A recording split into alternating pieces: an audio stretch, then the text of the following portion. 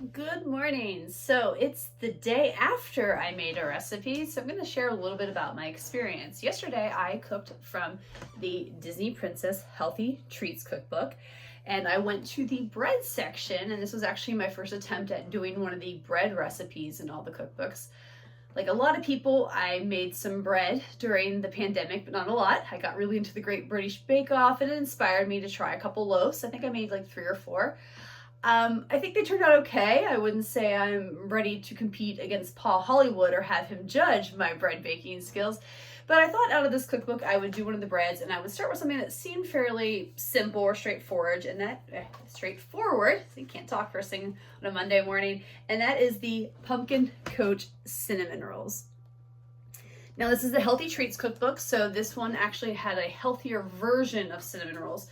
So one of the things they did to make it a little bit healthier is they didn't use refined sugar, they used coconut sugar, and there was also maple syrup for flavoring and sweetness in that also. As far as the flour, there was half bread flour, half it called for spelt flour. Now, I have cooked with spelt flour in the past, and I wasn't a super big fan of it, and I thought about trying again, but I actually couldn't find it in my store anywhere. So I actually ended up going with oat flour, and I think that worked well as a substitute instead of this spelt flour. Because they're pumpkin coach, they're Cinderella inspired, there is things like pumpkin puree and pumpkin spice in this, and I actually did make a little mistake. Is I was supposed to divide my pumpkin spice between the bread itself and the filling in the middle, and I actually put it all in the bread. So when I went to make the filling, I did not add pumpkin spice because I was afraid it would overpower it. Either way, there were some hits or some misses. I didn't record me doing everything, but I took a couple little screenshot videos of me along the way that you can check out.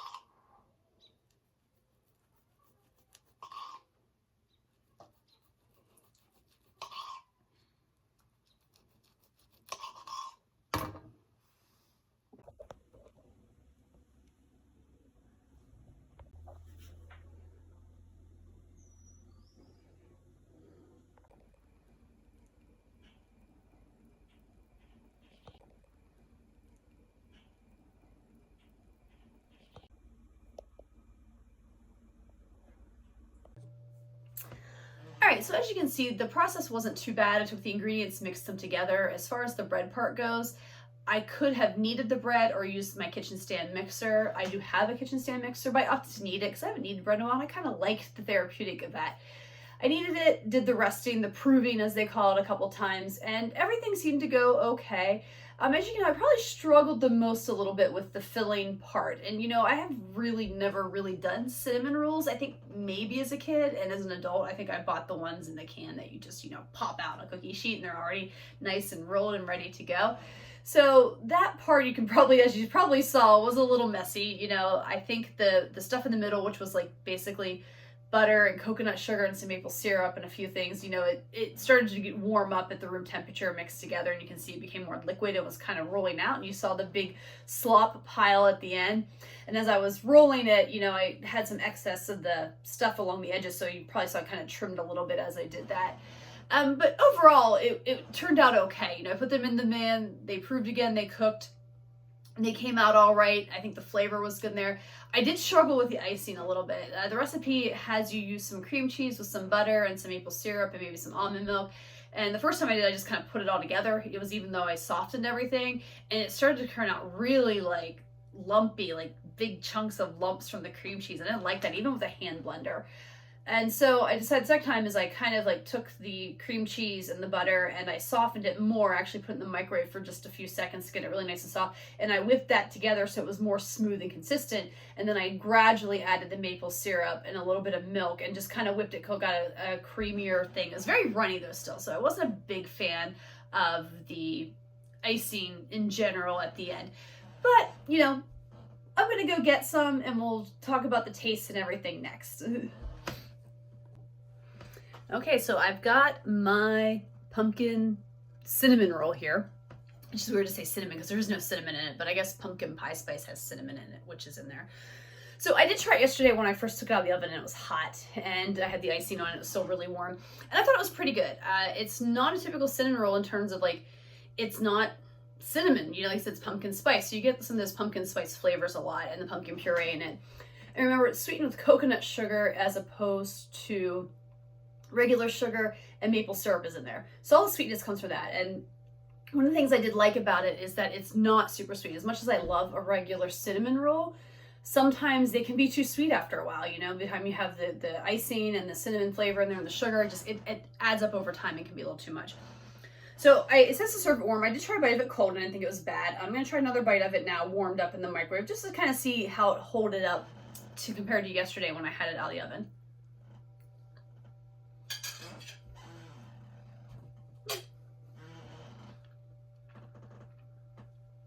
Not bad. Like I said, you still get that kind of pumpkin flavor. Very fall feeling. I'm eating this in the summer, but it kind of makes me feel a little bit of like fall. Gets me ready for that. Yeah, the maple and the coconut work well. I like that it's not too sweet. So overall, yeah, it's not a bad recipe. So let's kind of talk about rating scales on it. As far as ingredient scale, on a scale of 1 to 5, I would probably actually give it like a 3 to 3.5, only because, it calls for bread flour, spelt flour, coconut sugar. Bread flour usually is super easy to find. The spelt flour was difficult for me, so I ended up using oat flour, as I said. And coconut sugar was not super hard for me to find. I had to go to a couple grocery stores though, because one didn't have it, but another one did. But they can be a little expensive too, so they kind of add up. So I think for ingredients wise, you're gonna be investing maybe a little bit more. Maple syrup actually isn't very cheap either if you wanted pure maple syrup. Luckily I had some on hand because I just made something and had some handy. So I would give it like a 3.5. I think it's a good assessment for the ingredients. As far as difficulty level, I'm also gonna give that maybe a 3.5. I think it's not bad just mixing the ingredients together. That stuff's really easy. The difficulty comes actually when you have to, roll it out and get the ingredients in there and then roll it into a roll. That wasn't too bad. And if you even notice when I cut it, I wasn't being perfect. If I wanted them perfect, or if I was a Great British Bake Off contestant, I would have been measuring the size of my cinnamon rolls. So, some of my cinnamon rolls are definitely bigger than others because of the way I cut them, but it wasn't super difficult. But like I said, as you saw, I got juice and stuff everywhere, and I did struggle with that icing a little bit. However, I think, if you, especially because these books are geared towards kids, if you were looking to work with a little one and making a cinnamon roll and a healthier version, I think this is a really good recipe for that in a first attempt. As to whether I'll make it again, it's probably highly unlikely. I'm not saying I won't give up on cinnamon rolls, and I like this concept of a healthier one with the pumpkin and all that. But I don't know if I cared for that as much, or maybe I'd find a way to tweak the icing. The icing was, to me, was like it doesn't taste bad, but I just didn't like the way it quite turned out, so I'd probably work on something else. But overall, not bad. I guess if I were rating a 1 to 5, with a 1 never making it again to a 5 definitely making it again, I'd probably give it a 2. Like, there's that possibility, but it's not going to be high on my list of things to make again. So I hope that helps, and I hope you enjoyed this video.